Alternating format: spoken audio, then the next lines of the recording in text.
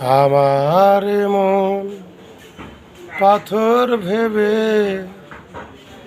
আঘাত তুমি করেছো,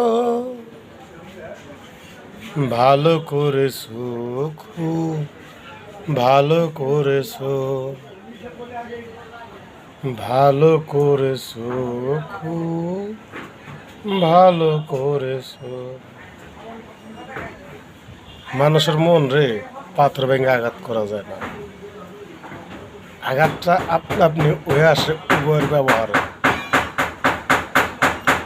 একজন আরেকজনকে অবহেলা করলেই বাস আঘাত চলে আসলো।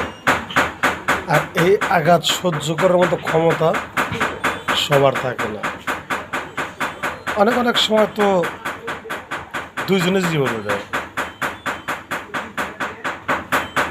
আঘাত মানুষের করে চিন্তা ভাবনা করে করা উচিত।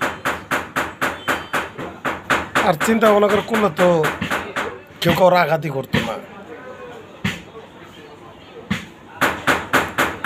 যেই যাই করেন,